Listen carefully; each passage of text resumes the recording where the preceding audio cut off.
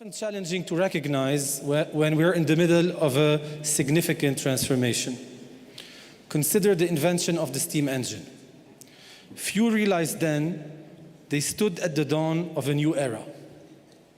Yet today, the signs of profound change are unmistakable. From the exponential advances of AI to the rapid development and deployment of vaccines, we could find ourselves at the cusp of a new age. An age that one might call the age of intelligent economies, where the fusion and interaction of different technologies underpinned by artificial intelligence could propel productivity to new heights and can engender a society of shared abundance. Yet, amid this promise, many across the globe harbor doubts about their future prospects. Only 12% of the SDGs are on track. The IMF warns that global fragmentation, be it decoupling, de-risking, nearshoring, friendshoring, could strip away up to 7% of global GDP. AI data centers could absorb a quarter of power generation of some countries, while in others, many remain deprived of electricity access. Meanwhile, geopolitical conflict and climate change have led to the resurgence of ills we thought we had banished for good, such as famine and cholera in the 21st century. It is against this sobering background that we convene here today. This gathering presents an opportunity to infuse the world with optimism and the spirit of collaboration once more. Khalil Gibran, a poet from my own village, once said, "Progress lies not in enhancing what is, but in advancing toward what will be." And if there's one place where such progress has been embraced unabashedly, it is here in Saudi Arabia, where bold vision meets ambitious action. With that in mind, I now invite Børge Brende, President of the World Economic Forum, to share his opening remarks. Børge, the floor is yours.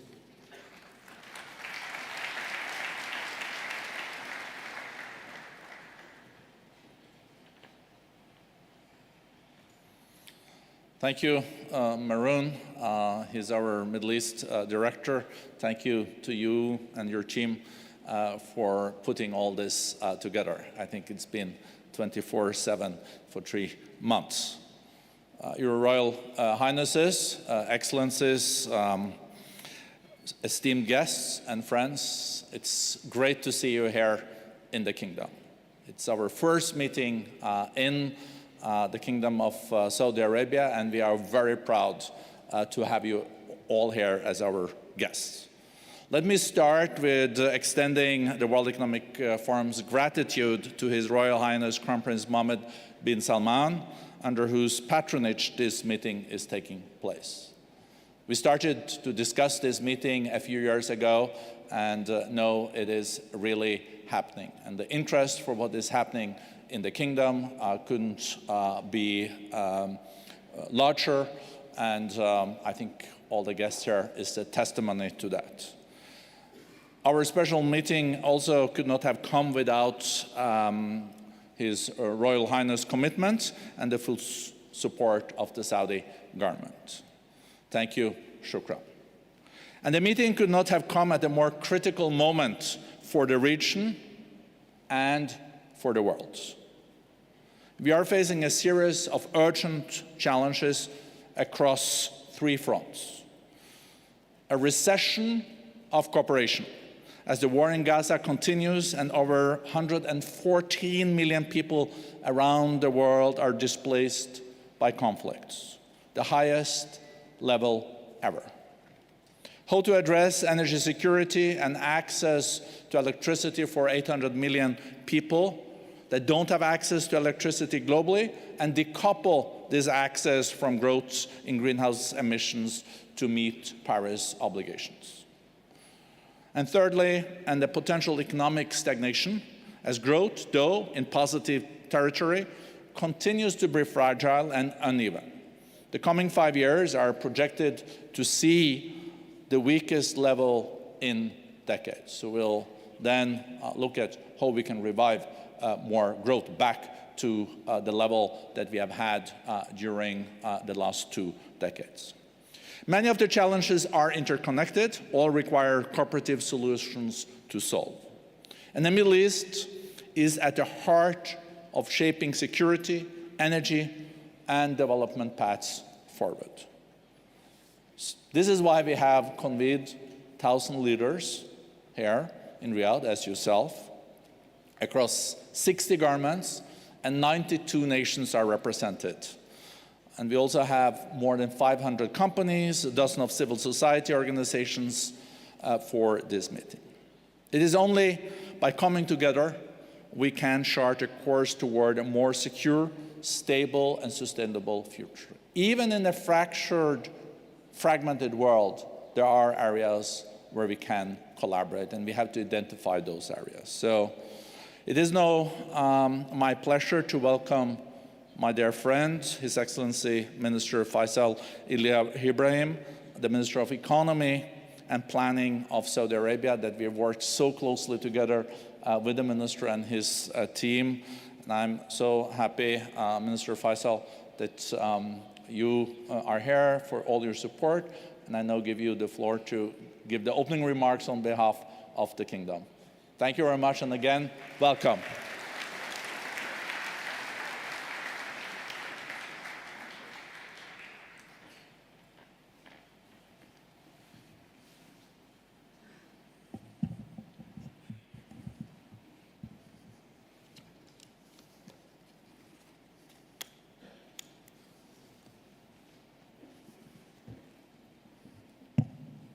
Your Highnesses, Excellencies, distinguished guests, Assalamu alaikum wa rahmatullahi wa barakatuh. It is my distinct honor to welcome all of you to Riyadh for the World Economic Forum special meeting on global collaboration, growth, and energy for development. Today, as we convene at this historic gathering, we stand at a crossroads of opportunity and responsibility. The Kingdom of Saudi Arabia has long embarked on its own journey of creating opportunity and growing global responsibility. Under the guidance of His Majesty King Salman, His Royal Highness Crown Prince Mohammed bin Salman launched Vision 2030 to propel our bold transformation. The result is an open, dynamic, global platform which has set the stage for crucial dialogues like this one to tackle our greatest social, economic, and human challenges. Today, as I look across this room, I see people committed and determined to chart a course towards a stable, secure, and sustainable future.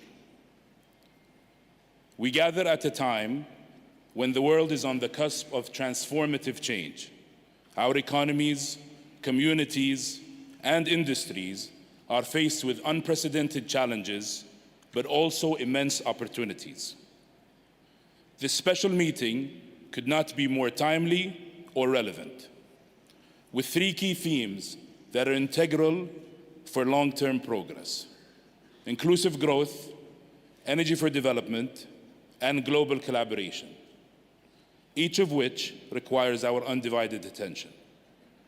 Inclusive growth is not just a lofty ideal. It is a categorical imperative. We must co-create a global economy that works for everyone, where every nation has the chance to thrive regardless of its wealth or status. This means investing in people, in their skills, in their education, and in their well-being. We must also harness and direct new technologies to benefit humanity. Artificial intelligence has the potential to contribute trillions of dollars to the global economy over the next decade. Its adoption will disrupt the way we live and work, but it will also pave the way for new industries to emerge. Its benefits must be accessible to all, and its risks carefully managed. AI must uplift humanity, not exacerbate its inequalities. Energy is the lifeblood of our economies, but it must be produced, supplied, and consumed responsibly. We cannot allow a world where some have access when others do not.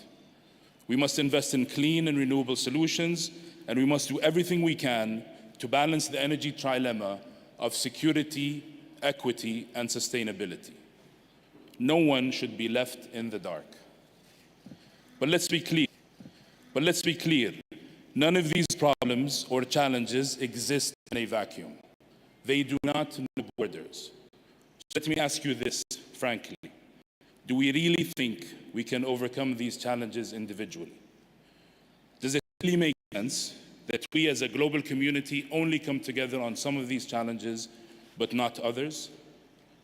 When we look at the success and progress we achieve when we find common ground and work together, we arrive at a simple truth, that global collaboration is not optional, it is essential. This critical juncture for human development calls for a convergence of cultures and ideas. We are all in the same boat, and we can either collaborate to steer it towards peace and prosperity, or we will drift towards a future that is out of our control. As we set the stage for the discussions over the next 2 days, let's not take this opportunity for granted. This meeting is a unique gathering of diverse perspectives and expertise. So I urge you to engage deeply and go against conventional wisdom. And I challenge you to have difficult conversations and be uncomfortable. For it is through candid dialogue that we can truly innovate and find lasting solutions. We must hold ourselves responsible, and we must ask ourselves, what can we do over the next 2 days? Can we course correct? Or will we let this opportunity to shape a brighter future drift away? We can seize this moment to unlock our collective potential and fulfill our shared responsibilities. Together, we can revitalize international collaboration and fire up new engines of growth that will empower generations to come. You see, there are moments in history that must be captured when the stakes are high. This is one of those moments. Ladies and gentlemen, welcome to this moment, to this place, to this land of dreamers, innovators, risk takers, and doers. Welcome to the Global Growth Platform. Welcome to Riyadh.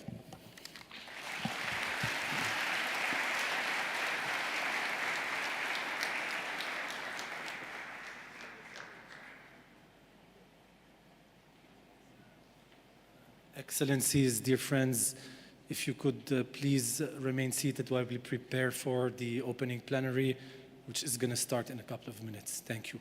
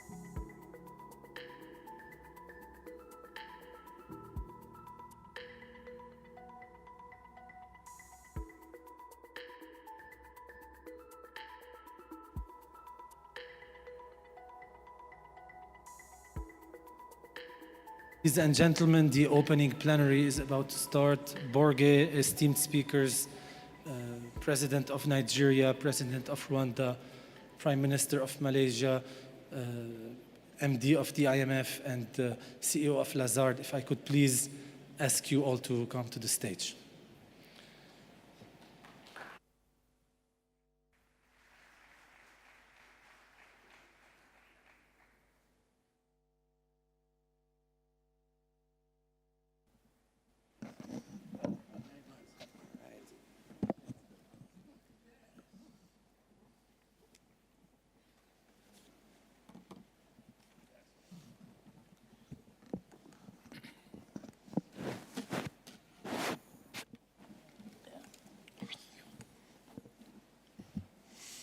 Good morning again. Thank you for joining us. We have this all-star panel to open our very consequential meeting. The meeting could not have taken place against a more complex geopolitical backdrop, that's for sure. We will, at this panel, look at how we can revive growth. We know that global growth is back. I think we expect around 3.1, 3.2% global growth this year. The trend growth, though, for the last 2 decades has been 4%. So we should look into how we can get back there.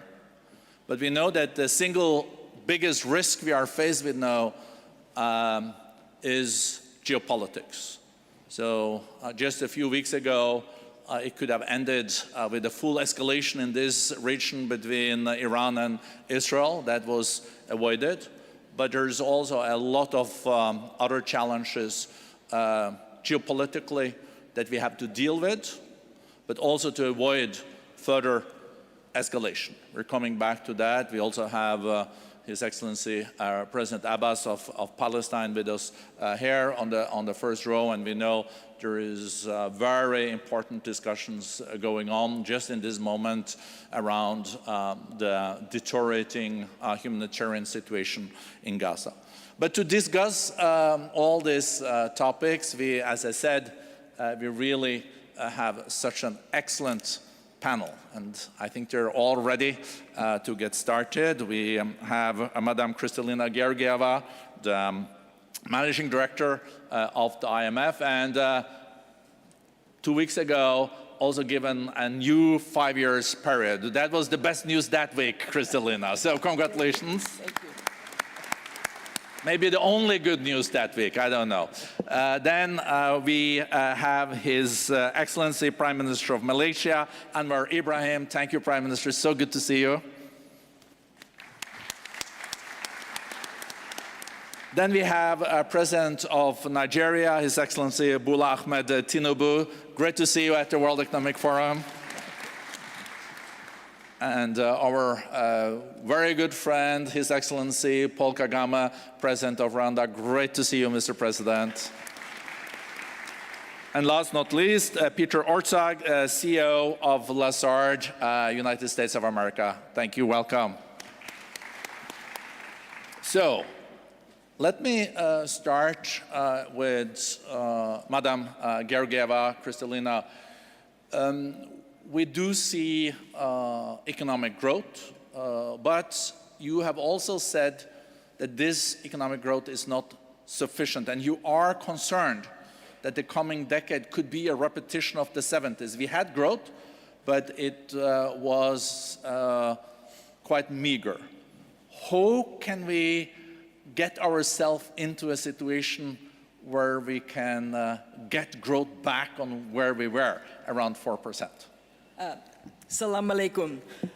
Let me start by congratulating the Kingdom of Saudi Arabia for the incredible success in implementing Vision 2030. And I'm starting from that because we see that when there is determination to build strong fundamentals and unleash the potential for growth, it is possible to diversify the economy and have the achievements that Saudi Arabia is demonstrating. What we have learned over the last years and during the spring meetings is threefold. First, that the world has built overall stronger fundamentals for growth. The world economy has proven to be resilient to repetitive shocks, and the question is why? The answer, because especially after the global financial crisis, in the case of Asia, after the Asia crisis, governments have taken to heart the need to have sound fiscal policies, the need to manage their public finances responsibly, and to create conditions for private sector-led growth. So fundamentals pay off. But we also recognize that we face two very serious problems. The first one is the one that you outlined. Growth, yes, 3.2% for this year, but really weak by historical standards. And two, significant divergence across the world. Some countries doing really well and others falling behind. Unless we tackle these two problems, we are going to have a difficult time. We may end up this decade being remembered as the turbulent 20s or the tepid 20s, and what we actually want is transformational 20s. You're asking me, what can we do? What we do is continue to build the strength of your economies by being responsible in your public finances, being responsible in monetary policy. There is no substitute for it. In fact, after these years of testing the limits of public finance to support households and businesses, time has come to rebuild fiscal buffers, to rebuild that strength. But then, foundation is good, you have to take it further. How do you take it further? Absolutely essential to unleash the power of technology and pair this with human capital capable of moving across different employments and opportunities in a more agile manner. And it is absolutely essential that we work together, that this special ingredient of international cooperation, trade, is reinforced in the years to come. I want to finish with the following observation. Over the last 100 years, despite a huge Second World War, despite the Cold War that followed, we as humanity have achieved so much. Life expectancy almost doubled. Income per capita has increased 8 times, with the population almost tripling. And the question is, how did we do it? We did it with technology, and we did it with capital accumulation and then deployment of capital to generate that wealth. Where did we fail? And we have to be honest and admit it. In a world of plenty, we still have almost 800 million people who are hungry. We failed to more inclusively share the benefits of this growth. So I look forward, I'm an optimist, I think I belong to Saudi Arabia.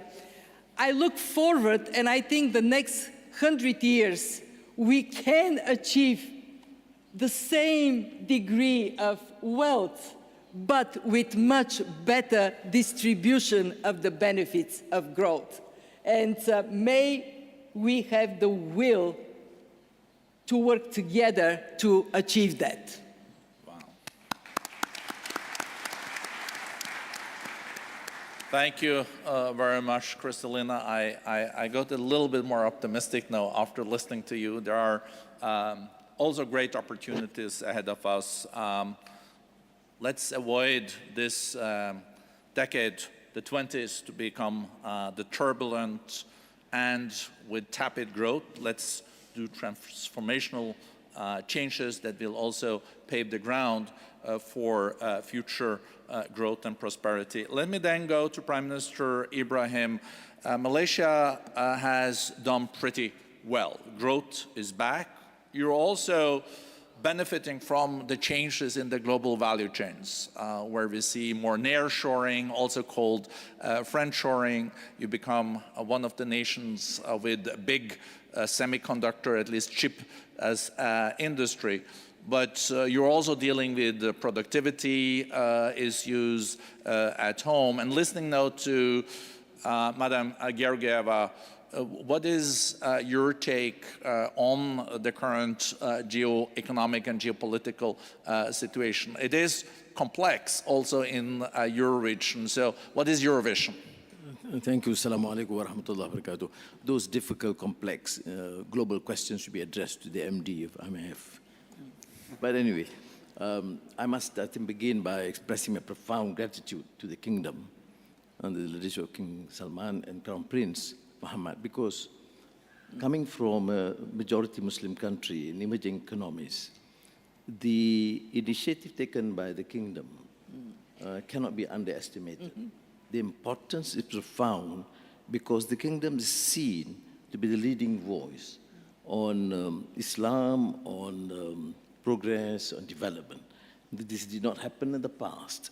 So when they start focusing on the issues of development, of globalization, of digital transformation, of energy transition, that by itself has appealed to the concerns and the support of many of these countries.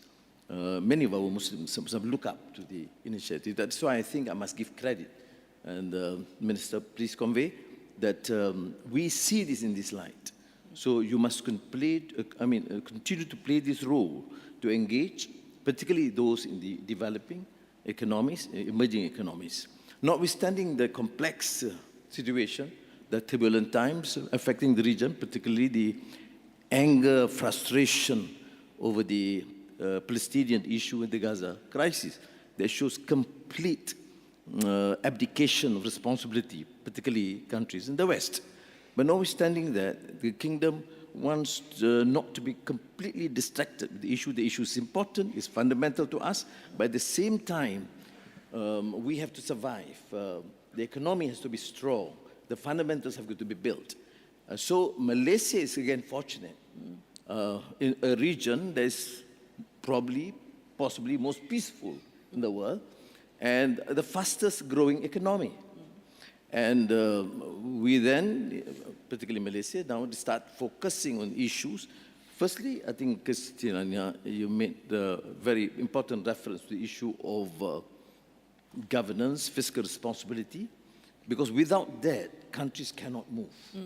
You must start with certain priorities, because countries can grow, has enormous potential. We had that experience in the 1990s. In fact, with the World Bank and the IMF considers this as the East Asian miracle. I quite dispute that, but notwithstanding, it was spectacular. We have seen spectacular progress. But we also have to learn from the flaws of endemic corruption, of gross inequality between the rich and the poor, the propensity to adopt unbridled capitalism to the extent that you ignore the plight of the masses deprived from basic opportunities. So we have to steer that policy issue of governance, of fiscal responsibility. At the same time, do not lose sight of the key priorities, which is relevant in this session, the issue of globalization, of interdependence.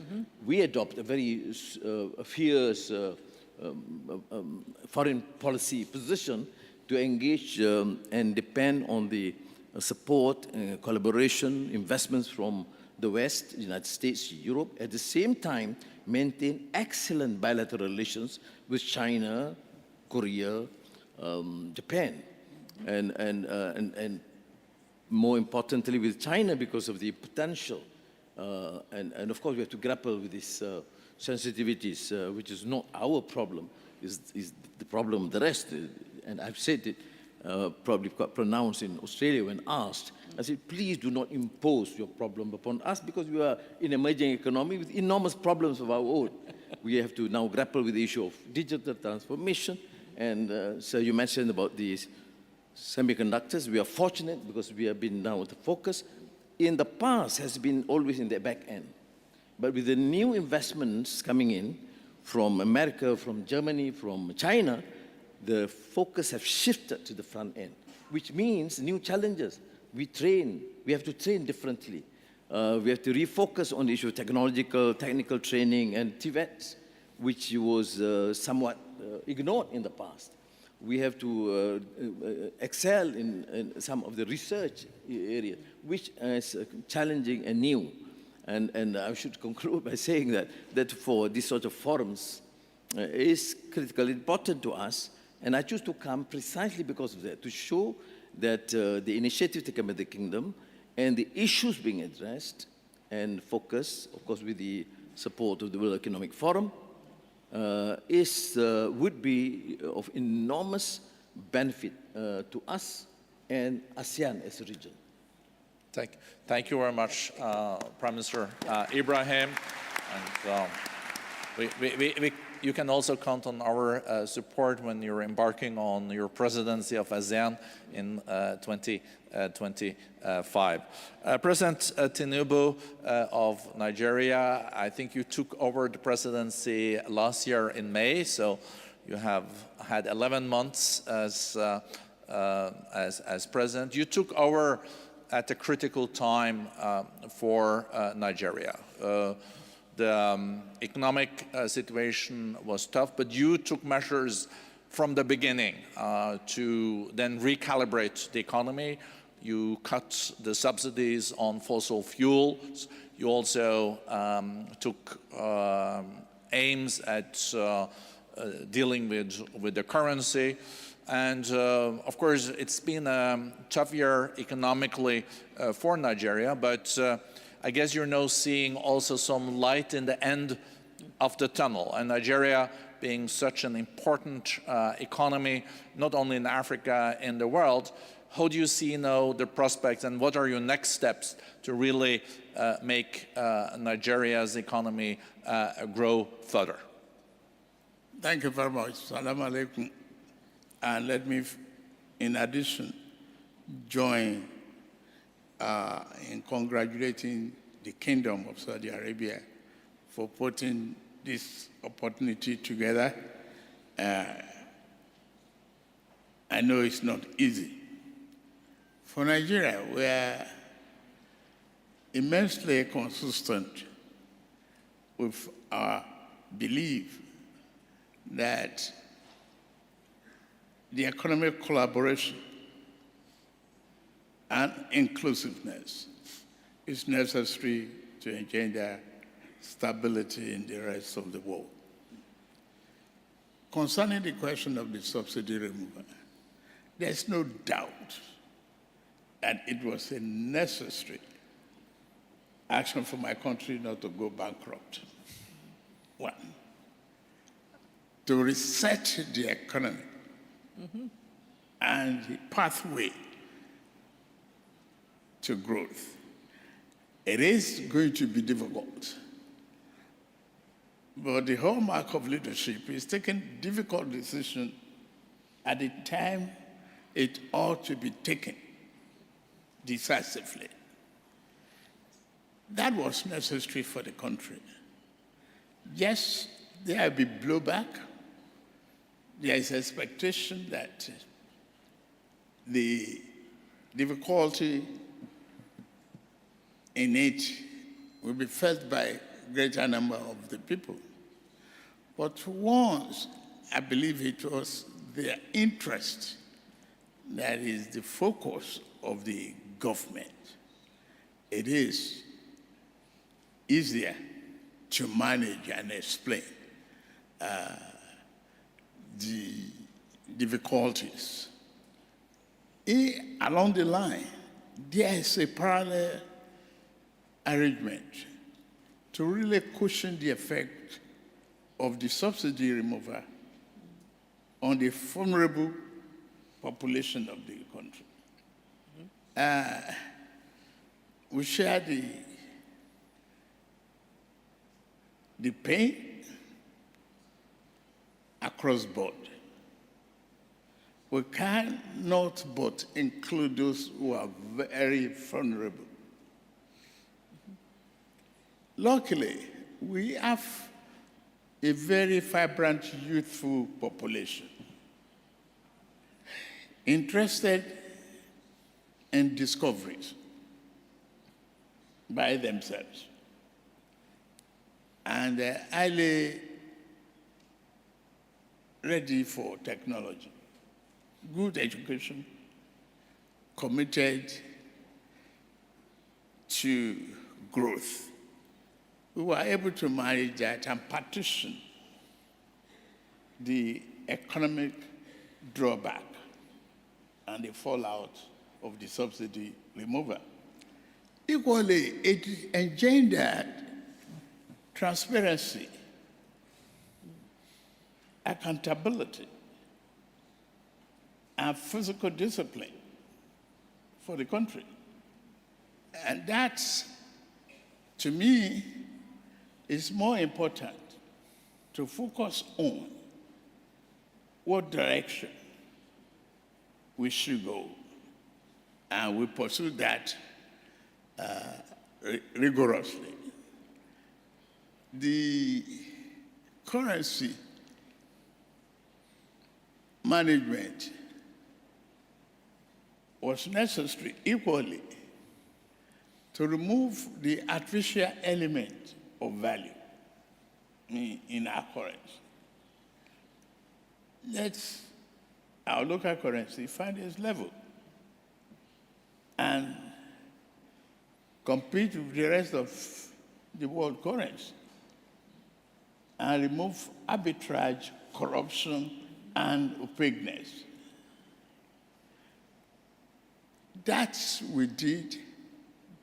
At the same time, that's a two-engine problem in a very turbulent situation for the government. But we are able to manage that turbulence because we prepared for inclusivity in governance and rapid communication with the public to really see what is necessary and what you must do. Today's forum is equally valuable for us to share experiences and share the hope of the future. What is missing? And I'm glad the kingdom rely on the window, the word collaboration and inclusiveness. The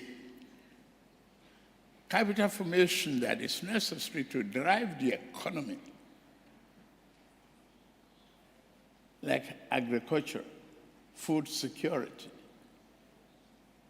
innovation, technology advancement, must be an inclusive program of the entire world. No one should be left behind. The fear of lack of capital in Africa, stigmatization, and I'm glad the world is recognizing the need that the type of population growth that Africa is experiencing, the diversity of its resources, must be married with its economic opportunity. We must collaborate to do that, and that's what we are doing so far. Thank you. Thank you. Thank you also, Mr. President, for underlining so much the importance of inclusiveness, even in a situation where you have to go through necessary structural changes. President Kagame, Rwanda is doing well economically. We are expecting 7% economic growth in Rwanda this year, but it is a complicated neighborhood. It is a complicated world, and it's all about also investments and also innovation. You're also being one of the leaders behind the Africa Continental Free Trade Agreement, and a successful implementation of that could add a lot of growth to Africa, and it can become one of the largest single markets in the world. Listening to your colleagues here, but also the complexities, how do you see Africa in the years to come? How can Africa manage in this transformative decade, as Kristalina was mentioning? Well, thank you very much. First of all, I want to thank the Kingdom of Saudi Arabia for enabling us to be here to have this very meaningful discussion. Straight away to the question, it's even more complicated than that, and we cannot understand where we have come from as Rwanda without looking at the history, the geography, everything is complicated that you have to deal with. And even in the development of our economy and our country generally, it's like you are always fighting for every step of the way forward. And that therefore means when we are talking about inclusivity, it's not just a word, a nice word, and with a nice meaning. It's a lot of work to do, even complex, like in our country, and that background I've just mentioned. At the same time, we don't look at ourselves just as Rwanda and with all those complications about history and geography and so on and so forth. We see ourselves in the setting of the continent of Africa that has a lot to share. So growth we have realized and continue to realize is driven by what we try to do within the country itself with those constraints, but also looking at what you can do with the sub-regions we find ourselves in or cooperating with. But everything adding to the optimism that was talked about, looking at where Rwanda has come from and where it is now, should actually add to the optimism that people should have, looking at even a much wider aspect of where the world is coming from and where it is going, and therefore also Africa and where it is going. In our case, I'd say a few things that tie all those together. One is putting the people at the center of everything we are doing. And therefore, that means investments in our human capital. How do we develop it, and how does it find that space to be able to contribute and to their own well-being and development? And in that, we have invested in education, in health, and above all, technology has been a focus for us, and integrating that in the education system or in the health services as we move forward. Like for health services, for example, we find we have made use of technology like drones, where you find drones are developing and are delivering health services to rural hospitals and so on and so forth. So I'm talking about investing in education, in education and technology and health, but being brought together by that technology that we also invest in. I think that was mentioned, and technology keeps changing, and it's evolving to new levels of complexity. That's why we're talking about artificial intelligence. Even in that area, Rwanda has not been left behind. We are investing in that, as well as we invest in agriculture. How does it move forward, and how do we have food self-sufficiency, and how do we also take that into the integrated continent we are talking about. In Africa, we have developed the African Continental Free Trade Area, the biggest, in fact, in the world. What we are trying to do now is to make sure that it becomes real. The obstacles that are there for the African continent to come together are removed, but it takes time, it takes a lot of effort, but that is happening. And I'm sure my brother here, President Tinubu of Nigeria, is involved in this as well because of the importance of his country. But we are seeing Africa, much as you may find problems here and there, Africa is coming together, Africa is moving forward. Different countries have decent or impressive growth of the economy. This can't be coming from nothing, but the good efforts that Africans are putting in place. And therefore, it is important that from this, the rest of the world really looks at Africa as an important entity in the global affairs, with its politics, economy, and so on and so forth. So, but Rwanda, we have come from the dead 30 years ago.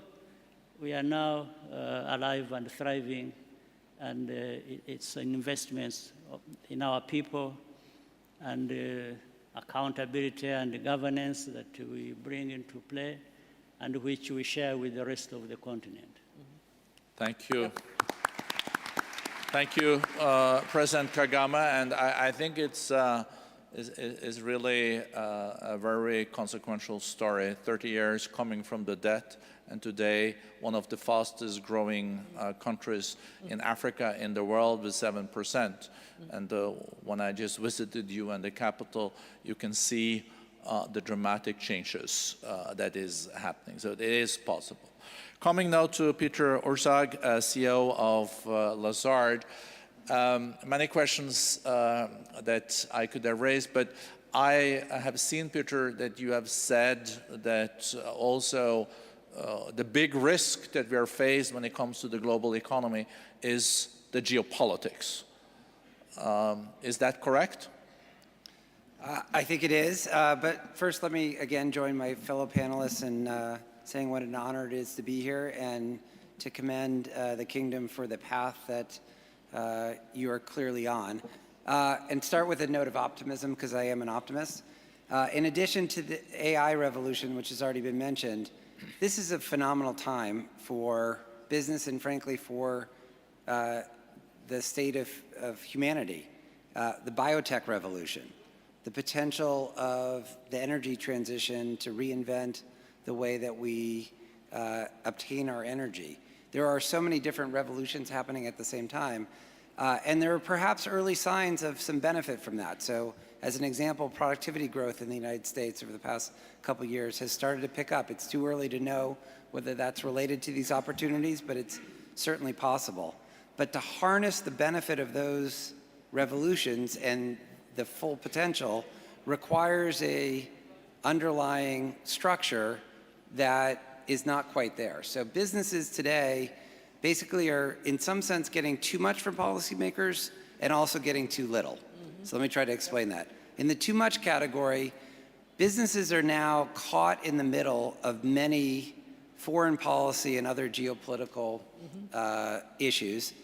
Every major company in the United States, Europe, and elsewhere now requires the sort of geopolitical insight that used to be the domain only of oil and gas companies that were operating in complex environments. Now, pretty much every company needs that kind of capability. That's great for Lazard because we provide that kind of insight, but it's probably not so great for productivity because fundamentally you can't make an important business decision today without taking geopolitics fully into account, and that is different than 2 or 3 decades ago. During the Cold War, tension with Russia did not have any significant business impact because Russia was not that important to the global economy. That's not true with regard to where the geopolitical fractures are today. On the too little side, policymakers have not really fully stepped up to many of the core challenges that have already been identified, and the result of that is that companies are being asked to fill the void on social and other issues that policy hasn't fully fulfilled. So that is never going to end that well. That is a very, very, very imperfect third or fourth best relative to the structure that policymakers can put forward. So this is on everything from purely social issues to even the energy transition. I think there's been a lot of happy talk about what's involved in the energy transition. It is going to be expensive and it is going to be hard. Reasonable estimates are something like 10% of GDP per year through the next several decades invested in new sources of energy. And that's before you fully take into account the impact of artificial intelligence, at least given current chip design, maybe the chips will change, but given current chip design on additional demand for electricity. That is a very, very tall bill, and the thought that companies are going to be meeting the vast bulk of that bill is unrealistic. So there's both too much and too little, but I want to end again on a note of optimism because it's a very propitious time for a lot of these technologies. Let's just try to capture them as best as possible. Thank you. Thank you very much. Just a short follow-up question because we are all curious about the U.S. economy. The U.S. is still 25% of the global GDP with 5% of the global population. And there was expectations for a recession in the U.S., then there was soft landing, but now it seems like there is no landing, and there's also speculations that Fed even have to increase interest rate when we were expecting decrease in the interest rate in the summer. So we see that the inflationary pressure is still there. So there are different ways of looking at this. We saw that JP Morgan is worried that there will be a very rough landing. What kind of landing will there be in the U.S. economy if there is going to be a landing? Sure, I'll answer that question and then I'll say I think it's probably partially the wrong question, but let me answer it first. My view, I'm pretty optimistic on this. I think the U.S. economy has weathered the past several years extremely well. The consumer is still relatively strong. The labor market is strong. I mentioned that productivity has picked up. That means that unit labor cost growth is also contained. Those are all really good things for the fight against inflation. My own view is I think there's a temporary hiccup, just like there was at about this time last year, where inflation went sideways instead of continuing its downward path.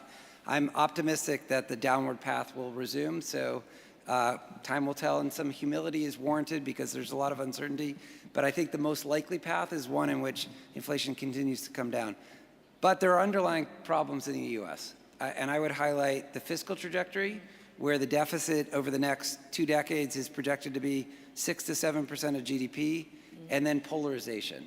The country is incredibly polarized. We obviously have an election coming up, and it is, I mean, as an example, I was confirmed as President Obama's budget director 15 years ago. At my confirmation hearing, Paul Ryan introduced me, and the Senate vote was 100-0. That would never happen today, and that was only 15 years ago. So in a very polarized environment, presidential elections are going to be very close. This will probably be determined by 1 million or 1.5 million people. And secondly, it's very hard to get serious policy done unless you control the White House, the House, and the Senate, and that only happens very infrequently. So I think the question we're left with, how can such a dysfunctional political system deliver that kind of economic growth? But I see the managing director is asking for the floor, and you will, of course, madam, get the floor. I have the challenge that we now have 10 minutes left. It means that each of the excellencies have 2 minutes. Of course, it's hard to ask excellencies like you guys to land, but I would love to hear you, but then do a 2-minute. But Kristalina, I'll come back to you, but I'll come to you now. But I think there is a good segue here, because the global debt situation you have raised. We are close to 100% of GDP in global debt. And you are also saying we have to be more fiscally minded, but how to be that without going into austerity that will then kill growth again. I think we have like the highest debt level now since the Napoleonic Wars. That's not good news, is it? Not at all. So what is necessary? First, to differentiate, there are countries that can carry the debt, and it is not a danger to them, unless, however, they are mindful, it may become a danger. And you mentioned the United States, deficit is high, there has to be thinking about fiscal path that brings it down. But there are countries where the debt burden is already far too high. And in these countries, we do need to offer a helping hand with that restructuring. There is the common framework that Saudi Arabia launched during their G20 presidency. It is slowly delivering, and we need to make it so that it delivers faster. However, I want to make on the issue of that 2 points. Number one, how is that we can deal with it more sustainably? Of course, by having growth going up. We looked at the measures in the hands of policymakers. If we were to re-energize trade, if we were to get flow of capital to go where capital would bring highest returns, and if we were to build even stronger governance, within this decade, we can get 1.2% higher growth. In other words, we get to what we had historically. So that whole issue about fragmentation in the world economy is really serious. Trade and financial flows are the transmission lines of prosperity, and it would be a huge mistake to lose them. So focus on that. And my second point is taking from the President of Nigeria, reforms that are mindful of the vulnerable people in society. The Prime Minister of Egypt is here. Reforms pay off very, very well. So if we can have that leadership strength within countries to do the right thing and across countries to work together, the optimists in the room would say we are right. Optimism is well-grounded. So, Mr. Prime Minister Ibrahim, you are also in a situation where you're caught between the G2, China and the US. And this is also a relationship that is quite volatile or fragile. And you're maneuvering this too on top of all the other challenges. Maybe you want to reflect on that for 2 minutes. Well, it's not as complex because cumulatively, the investment in the United States remain #1 in Malaysia. But of course, in the last few years, you see this growing investments and interests from China. How do we navigate it? By just saying, look, we welcome investments, based on our rules, and don't dictate and impose any conditions. We will not, for example, enter into any sort of a decision that is deemed to be provocative against one another. And I think so far we have managed, not easy, as a small emerging economy, we have to navigate very wisely. And we are fortunate against because there is somewhat an ASEAN consensus on this, though not in full, because different strands, but at least within the ASEAN mechanism, there has been this sort of a position that we maintain our neutrality, we engage with both, and we set our own priorities. Our problem with some of the big economies, of course, they dictate, they hector, they're quite condescending, and you have seen that in COP28 and some other forums, WTO, etc. But I think this is where I think to engage more broadly with Africa, with Latin America, and the Middle East, particularly what the Kingdom has initiated, would be of immense help to us. We cannot do it alone, and we will have to then engage.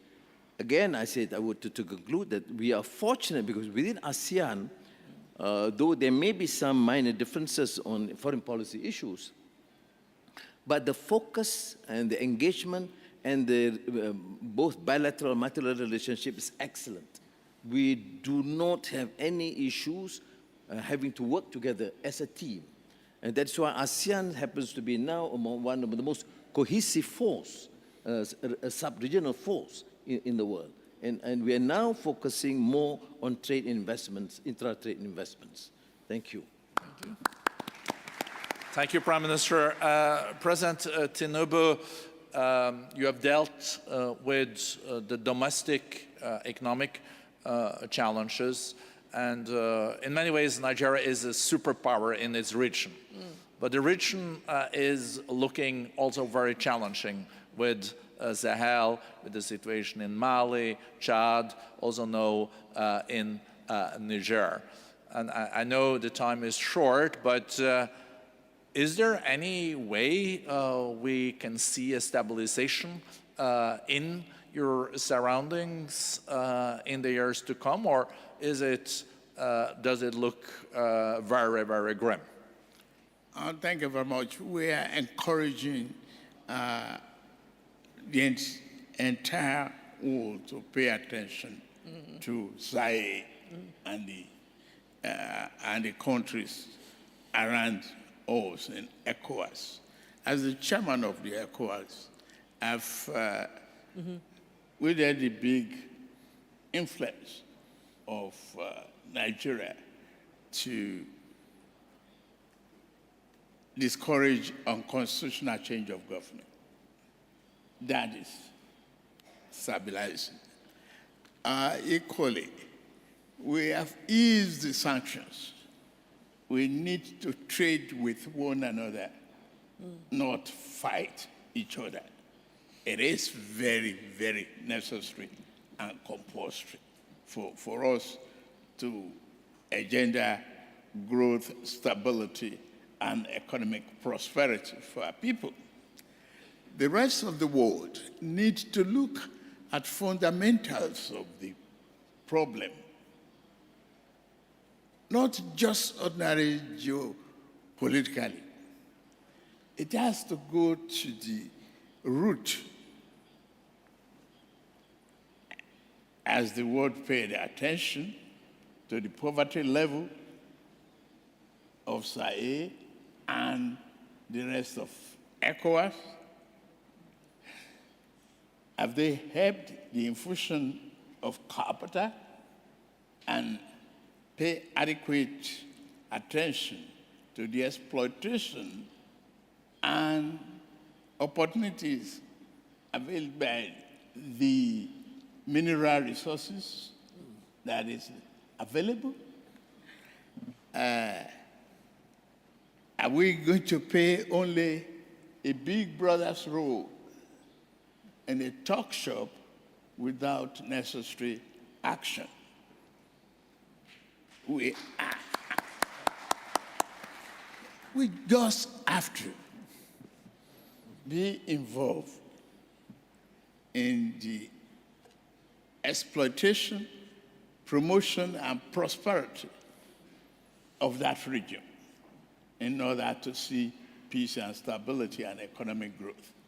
Thank you. Thank you.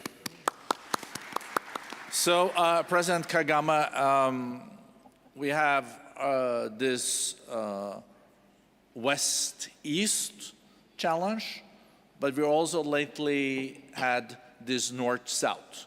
So a lot of the South is saying that there are double standards from the North. Yes. So how do you look at this, and is there a way for the North to regain the trust of the South? And someone in the North maybe would say the same, but I think it's mainly now South-North. So in 2 minutes, you can give us the full description and the blueprint for that. Well, first of all, the divide is there. Let's not be vague about it. And we need to avoid it. We need to fight it. For example, if you look at it from the perspective of the global shocks that we talk about here and there, irrespective of where they have come from, all countries in the world are affected. Of course, some affected more than others. But that's fine. But that is a reminder that we need to, therefore, look at what has been talked about, the inclusiveness that we are talking about, and collaboration that brings different entities of the world together. So for that, we must be able to call out hypocrisy for whenever we see it. And it is there because we keep talking about North-South divide or other divides, but we don't find easily and quickly the solution to that. Yet we can. We know that we can do that. Therefore, and in this case, I'm going to argue for our continent, the continent of Africa, which, by the way, has the fastest growing middle class. And in fact, in not too distant future, it will be the only place that has a growing middle class. Mm-hmm. So how can you forget that this is a very important place on in our world? Now, two things have to happen. The rest of the world have got to see that this is an important place to invest with and invest in. That's one. Second is for Africa itself to avoid any victim mentality and start raising ourselves to the level where we should be, and in fact where we are, that we are a very important geographical part of our world, and with a lot of resources. It's not just natural resources, it's the people at the same time. So I think being reasonable, seeing things for what they are, and then being upfront in fighting for the rights, therefore, maybe we shall be able to narrow the divide, but Africa has a very important place to be, an important role to play. Thank you. Yep. So, Peter Orsag, you were mentioning that there are factors that can definitely increase productivity in this coming decade. You also mentioned what is happening in life sciences, AI. Are these factors strong enough to increase so much the productivity so we can see prosperity and avoid tepid growth in the coming decade? What are the additional policy measures that we need on a global level to avoid, to repeat, that the 20s will be the new 70s? Sure. Well, I think the threat is not necessarily to growth, but rather to inequality and inclusion.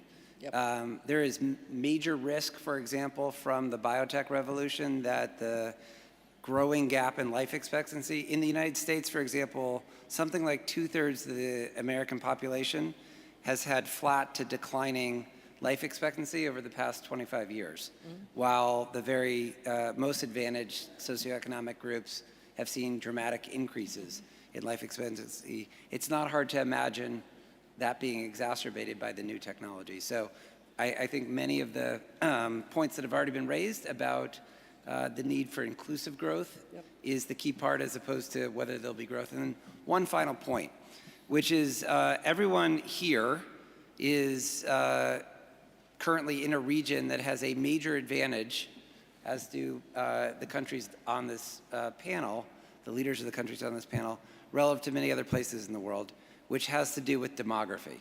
And we haven't touched upon that. The total fertility rate globally has fallen in half, and the share of the population over age 65 has doubled since 1950. Those areas that have, and by the way, don't allow yourself to fall into the trap of very low fertility rates and thinking that they can increase. I think the experience in China has shown that the move away from the one-child policy really hasn't worked. So it's a huge advantage to have a dynamic population, and that's one of the reasons why at least I'm excited to be here, and to be on this panel with many of the leaders of countries that have that dynamism, because that's a major advantage going forward. Thank you. So, this has been a great panel, but please be seated still. For those that don't speak Arabic fluently, I ask you to take on your headset and tune in, because I think we can't have a session with this and also with President Abbas of Palestine here with us. And we know there are very important negotiations now going on in and between different actors and players that are here, also on the situation in Gaza, but also if there is a path for peace moving forward. So, Mr. President, you agreed to say a very few words about the situation, and I think on behalf of all participants, really welcome.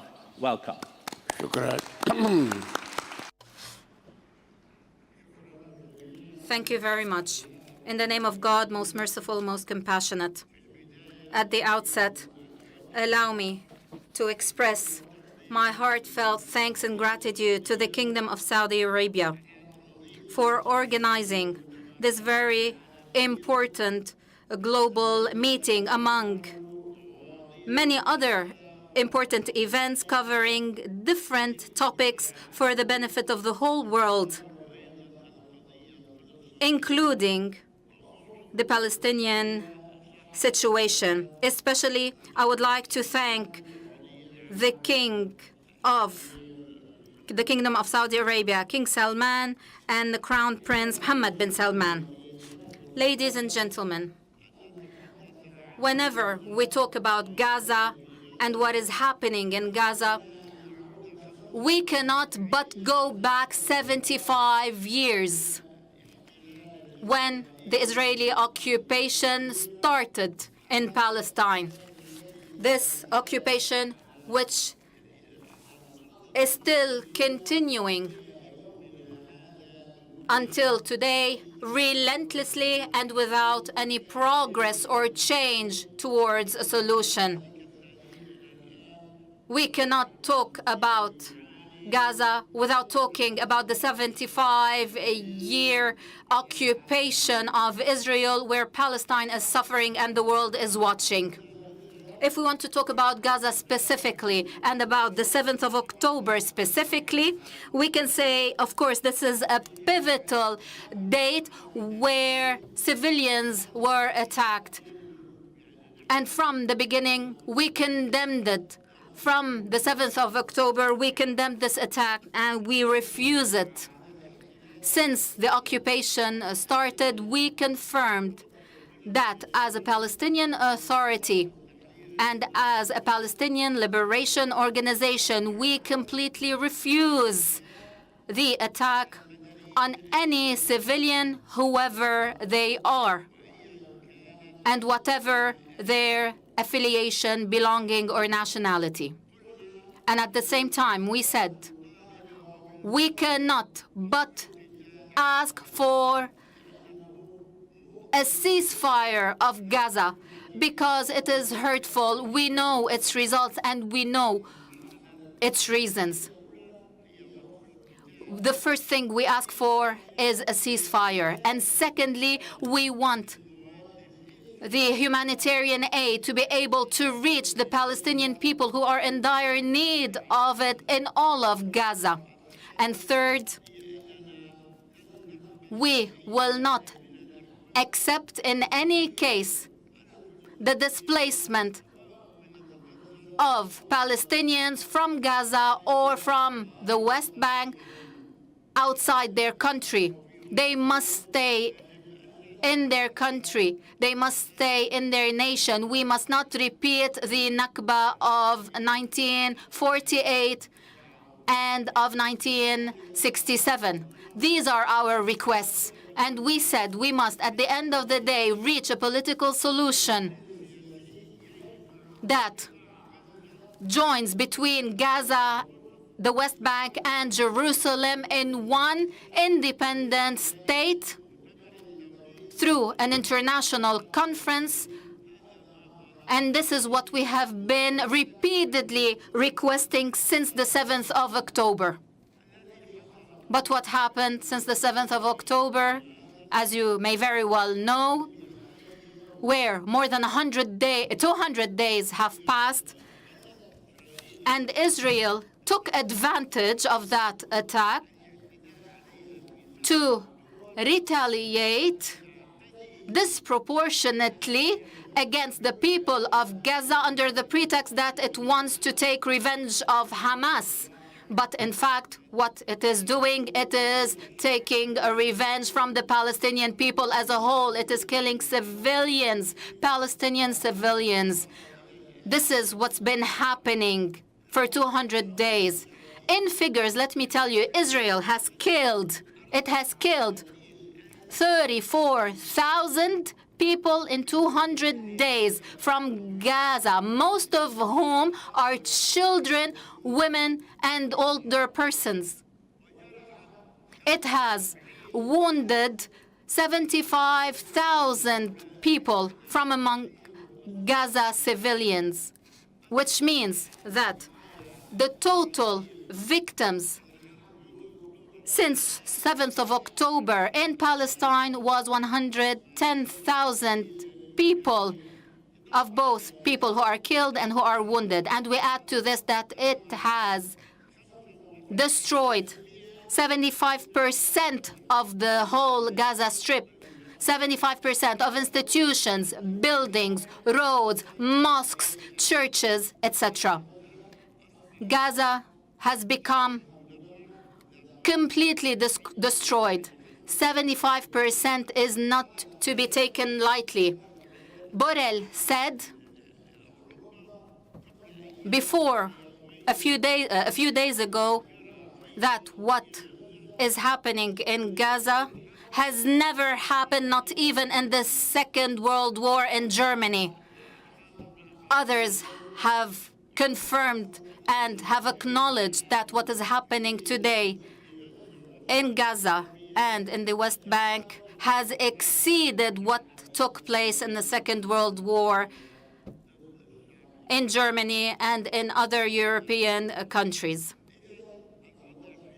So the situation, ladies and gentlemen, in Gaza is unfortunate. We have been, since the beginning, calling for a ceasefire and for the people of Gaza to be able to access humanitarian aid. And we must be warned from the displacement and the migration of 2.2 million Palestinians from their homes and from Palestine. This will mean that we are facing a new Palestinian Nakba. Allow me to tell you at the end that what is happening in Gaza and what will happen in the next few days and what will Israel do in the next few days is the invasion of the city of Rafah, because all the Palestinians of Gaza have gathered in Rafah.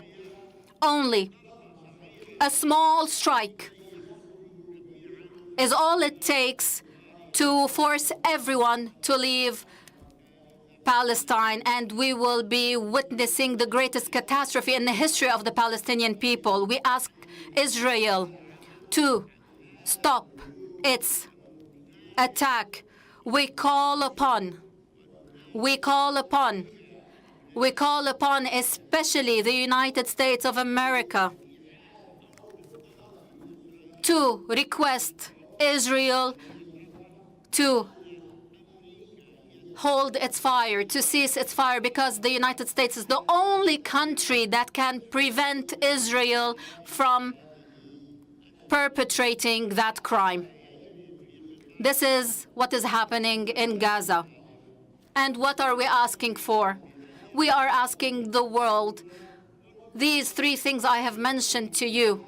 And as long as the world has acknowledged Palestine as an independent state with observer status in the United Nations in 2011, to consider it a full member of the United Nations, and thus to acknowledge the state of Palestine. And I call upon all countries to acknowledge the state of Palestine as it acknowledged the state of Israel. These two countries are subject to one Security Council resolution, but the world acknowledged the state of Israel, but not the state of Palestine. We ask the world to commit to its obligations and acknowledge the state of Palestine. And after acknowledging the state of Palestine, only then can we sit down with Israel and negotiate on the borders, and only then can everyone enjoy full peace. This is our right as Palestinians, to have the right to self-determination, to have the right of our own state, similarly to all peoples of the world. This is, in brief, all what we are asking for, and this is the situation in Gaza. And, of course, what is happening in the West Bank. And what I fear, after Israel finishes with Gaza, it will turn to the West Bank to deport its people towards Jordan. Both Egypt and Jordan refused the deportation of the Palestinians from Palestine to their countries. But Israel needs someone to force it to stop, to convince Israel that this is unacceptable, and the only country in the world that can do that and which we hold responsible is the United States of America. Thank you very much. Thank you so much to you, President Abbas.